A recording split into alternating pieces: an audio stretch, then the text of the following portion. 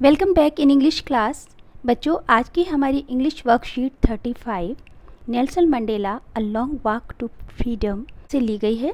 इस लेसन में आप कुछ नए शब्दों से इंट्रोड्यूस होंगे। Apartheid. Apartheid is a political system that separates people according to their race. Apartheid का मतलब होता है रंग भेद नीति, यानी एक ऐसा पॉलिटिकल सिस्टम जो कि लोगों को उनकी जाति के आधार पर अलग कर देता है। कैन यू से which of the 3 countries name below had such a political system until very recently? नीचे 3 कंट्रीज़ के नाम दिए गए हैं और आप बता सकते हैं कि कौन से कंट्री में अब तक ये अपार्थाइड सिस्टम चलता था। तो the name of country is south Africa. Have you heard of Nelson Mandela? क्या आपने नेल्सन मंडेला का नाम सुना है? Mandela and his African National Congress party spend a life time fighting against apartheid. Mandela और उनकी जो अफ्रीकन नेशनल कांग्रेस पार्टी थी वो लगभग पूरे जीवन इस अपार्थाइड सिस्टम से लड़ते रहे। Mandela had to spend 30 years in prison. Mandela ने लगभग अपने जीवन के 30 साल जेल में गुजारे। And finally, democratic election were held in South Africa in 1994 और 1994 में अंत में जाके साउथ अफ्रीका में इलेक्शन हुए, लोकतांत्रिक इलेक्शंस हुए, लोकतांत्रिक चुनाव हुए and Mandela became the first black president of a new nation. और मंडेला जो थे वो एक नए राष्ट्र के पहले ब्लैक प्रेसिडेंट चुन लिए गए। In this extract from his autobiography Long Walk to Freedom, ये जो एक्सट्रैक्ट लिया गया है ये नेल्सन मंडेला की ऑटोबायोग्राफी है जिसका नाम है लॉन्ग वॉक टू फ्रीडम, जिसमें उन्होंने बताया है Mandela speaks about A historic occasion the inauguration, यानी जब ये सेरेमनी हुई, जब वो प्रेसिडेंट चुने गए तो उसका जो उद्घाटन समारोह हुआ उसके विषय में उन्होंने अपनी इस autobiography long walk to freedom में बताया है। So let us start. Last week जो हमने पढ़ा था इस लेसन का उसे पहले रिकैप्चुलेट कर लेते हैं। Nelson Mandela has become south Africa's first black president after more than 3 centuries of white rules. लगभग 3 सेंचुरीज यानी 300 साल वाइट रूल मतलब ब्रिटिश लोगों के शासन के बाद अब पहली बार साउथ अफ्रीका के ब्लैक प्रेसिडेंट मिस्टर मंडेला यहाँ के राष्ट्रपति चुन लिए गए हैं। Mister Mandela's African National Congress ANC for African National Congress party won 252 of the 400 seats in the first democratic elections of South Africa's history। Nelson Mandela की जो पार्टी है अफ्रीकन नेशनल कांग्रेस, इस पार्टी ने टोटल 400 सीट्स में 252 seats जीती, जो कि south Africa के इतिहास में पहली बार हुआ था।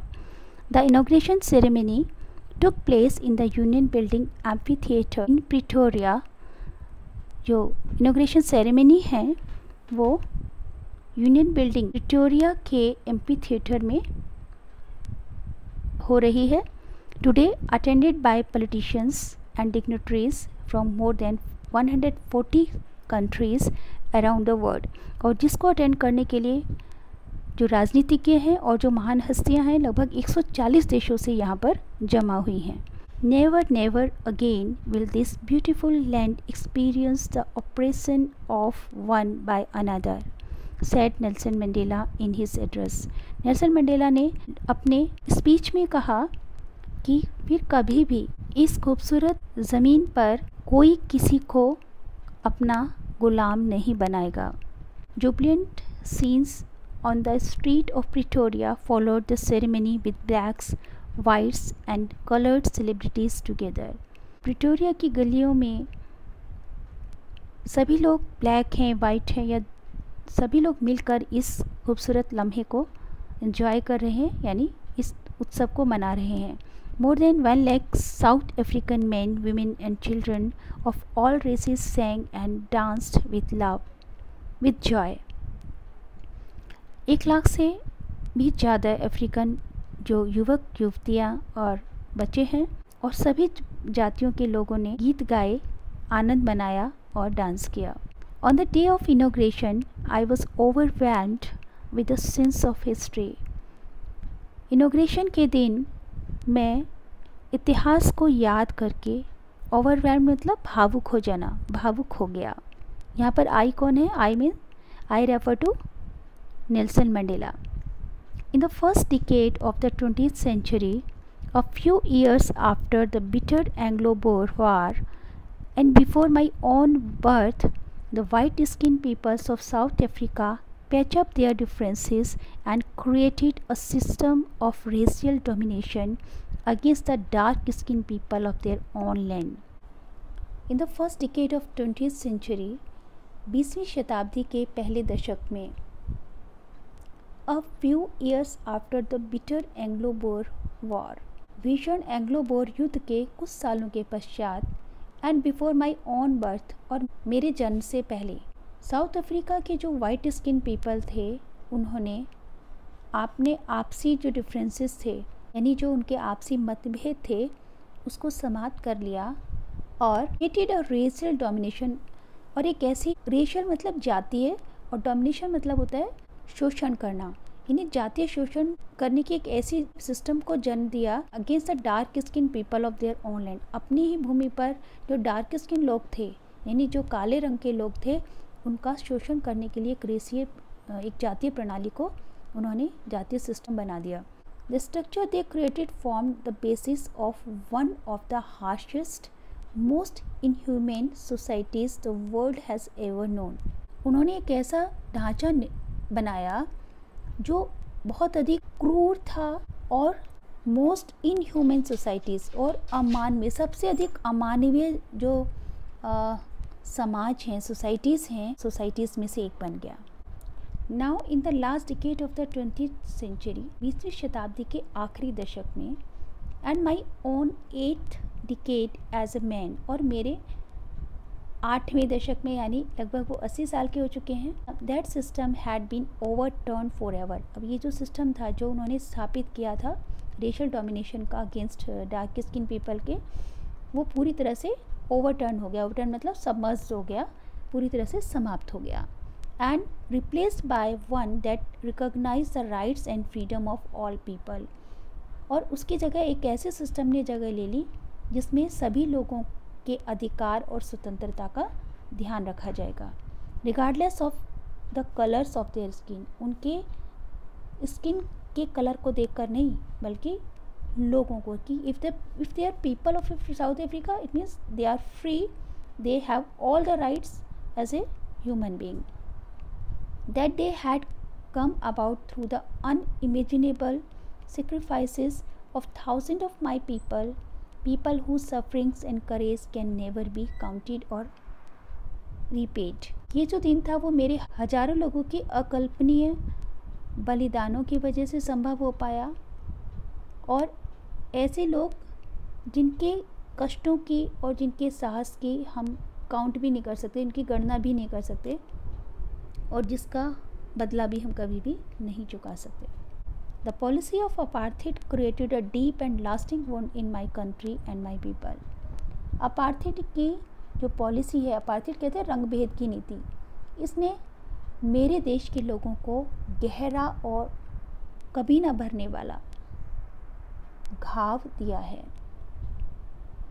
All of us will spend many years, if not generations, recovering from that profound hurt।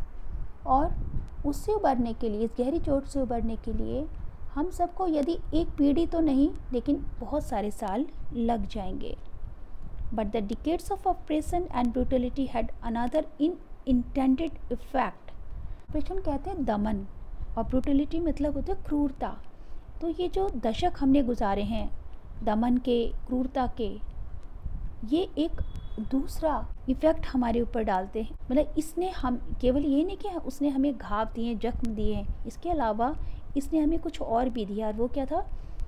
That it produced the Oliver Tambos, the Walter Sisulus, the Chief Luthulis, the Yusuf Dadoos, the Bram Fischers and the Robert Subakwe's of our time, men of such extraordinary courage, wisdom and generosity that their like may never be known again.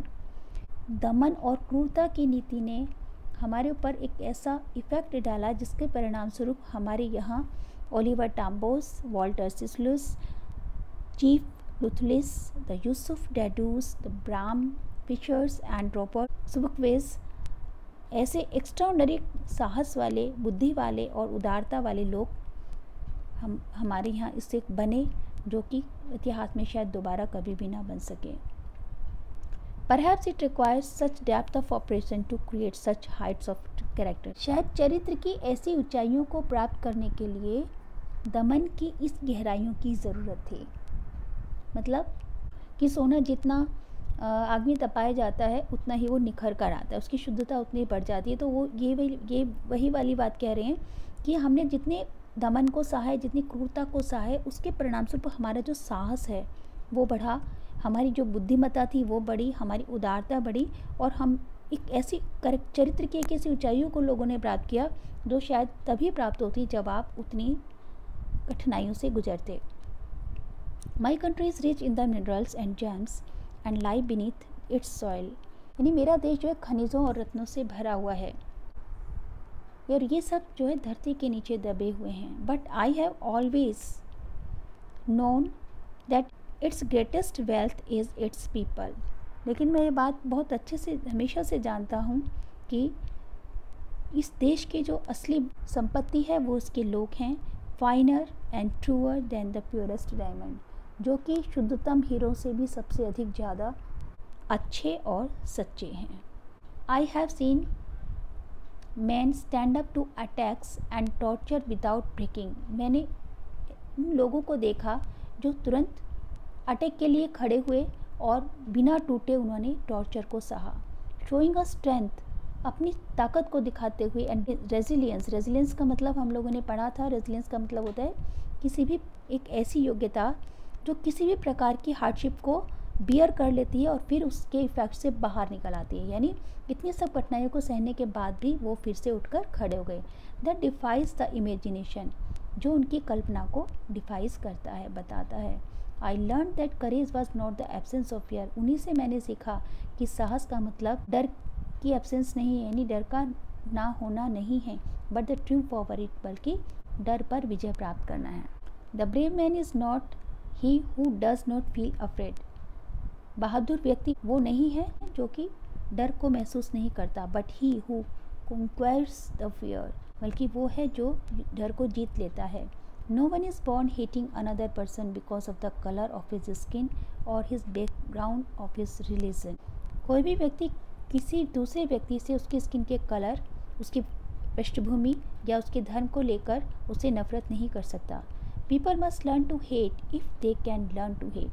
लोगों को नफ़रत करना सीखना होता है. And if they can learn to hate, और यदि वो नफ़रत करना सीख सकते हैं, they can be taught to love, तो उन्हें प्यार करना भी सिखाया जा सकता है. क्योंकि for love comes more naturally to the human heart than its opposite. क्योंकि जो प्रेम है, प्यार है, वो मनुष्य में स्वाभाविक रूप से आता है, बजाय कि जो उसका अपोजिट यानी जो नफ़रत है. नफ़रत तो क्रिएट की जाती है, जबकि प्यार जो स्वाभाविक है. तो यदि नफ़रत क्रिएट की जा सकती है, नफ़रत सीखी जा सकती है, तो प्यार क्यों नहीं सीखा जा सकता. Men's goodness is a flame that can be hidden. मनुष्य की जो अच्छाई है वो एक मशाल की तरह है जिसे छुपाया तो जा सकता है, बट नेवर एक्सटिंग्विश, लेकिन बुझाया नहीं जा सकता. यानी कि जो मनुष्य के अंदर जो अच्छाई है ना, हमेशा छुपी रहती है और वो कभी भी किसी भी परिस्थिति में जब मौका मिलेगा तो वो बाहर निकल ही आएगी, यानी उसे कभी भी समाप्त नहीं किया जा सकता. तो आपके सामने क्वेश्चन है, what happened after Anglo Boer war. Anglo Boer war के बाद क्या हुआ था. तो एंग्लो बोर वार के बाद क्या हुआ बेटा, यहाँ पर आंसर है after Anglo Boer war the white skin people of South Africa paste up there differences. कि जो एंग्लो बोर वार हुआ, युद्ध हुआ, तो उसके बाद जो वाइट स्किन पीपल थे उन लोगों ने आपस में जो अपने डिफरेंसेस थे उनको समाप्त कर दिया. एंड इरेक्टेड अ सिस्टम, और एक ऐसे सिस्टम की स्थापना की जो रेशियल डोमिनेशन पर आधारित था, यानी जातीय शोषण पर आधारित था. और किसके अगेंस्ट था, डार्क स्किन पीपल के. अब जो साउथ अफ्रीका में गोरे लोग रहते थे, उन्होंने उसी भूमि पर रहने वाले काले लोगों के अगेंस्ट एक रेशियल डोमिनेशन सिस्टम स्थापित कर दिया था, उसको जन्म दे दिया था। On what basis the structure of Mandela's new government created. अब जो मंडेला ने लड़ाई लड़ी थी तो उसके बाद वो जीते, तो उसका बेस क्या था, मंडेला की गवर्नमेंट ने जो क्रिएट की थी उसका स्ट्रक्चर का बेस क्या था। तो the structure of Mandela's new government was created on the basis of recognition of the rights and freedom of all people regardless of colour of their skin. तो मंडेला ने जो अपनी गवर्नमेंट तैयार की थी उसका जो बेस था कि हर व्यक्ति को, साउथ अफ्रीका के हर व्यक्ति को regardless of the colour of their skin, उनके कलर, जातीय रंग भेद की जो नीति उन्होंने अपार्थाइड सिस्टम शुरू किया था उसको हटाकर सभी लोगों को एक समान अधिकार मिले और सभी लोगों को एक समान स्वतंत्रता मिले। नेक्स्ट क्वेश्चन है,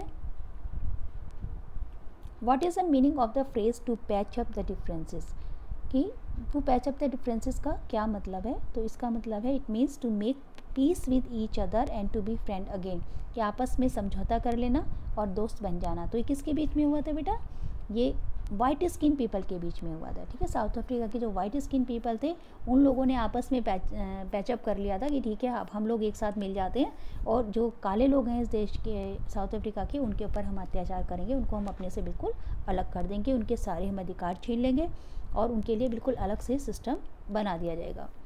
next question is what did the policy of apartheid create. Apartheid की जो पॉलिसी थी उसने क्या क्रिएट किया। तो the policy of apartheid created a deep and lasting wound in the people of South Africa. Apartheid की policy ने south Africa के लोगों के दिलों में एक गहरा और कभी ना भरने वाला जो जख्म है, बहुत लंबा चलने वाला जख्म है, ऐसा क्रिएट कर दिया था, जख्म क्रिएट कर दिया था। According to Mandela what is the greatest wealth. Mandela के अकॉर्डिंग सबसे महान दौलत क्या है। According to Mandela the greatest wealth of a country is its people, कि मंडेला के अकॉर्डिंग किसी भी देश की जो सबसे महान दौलत है वो उसके लोग हैं। Next question is how does Mandela define the brave, कि मंडेला किस तरह से ब्रेवरी को डिफाइन करते हैं, बहादुरी को कैसे डिफाइन करते हैं। तो according to Mandela to brave man is not he who does not feel afraid, कि बहादुर व्यक्ति वो नहीं है जो डरता नहीं है, but he who conquest fear, जो बल्कि वो है जो डर को जीत लेता है। Next question is find the word from the passage which means, यहाँ पर कुछ वर्ड्स दिए गए हैं और यहाँ पर आपको कुछ ऑप्शंस दिए गए थे क्वेश्चन में, उसमें से जो करेक्ट वर्ड था वो आपको बताना था। तो सबमर्ज का मतलब है ओवरटर्न, विक्ट्री का मतलब ट्रियम्फ, डीप एंड स्ट्रॉन्ग का मतलब था प्रोफाउंड, लार्ज हार्टेड मतलब generosity, the ability to deal with any kind of hardship and recover from its effect, इसके लिए वर्ड यूज़ हुआ था रेजिलियंस। तो ये सारे वर्ड जो थे overturn, Triumph, profound, generosity and resilience, ये वर्ड्स यूज़ हुए थे पैराग्राफ में, पैसेज में, और उसके यहाँ पर मीनिंग दिए हुए थे, उसको हमें करेक्ट वर्ड को ढूंढकर लिखना था। सो आई होप कि आपको ये पैसेज समझ आ गया होगा। इसी के साथ हमारी आज की क्लास समाप्त होती है। See you in the next class, till then stay home, stay safe, thank you, have a nice day.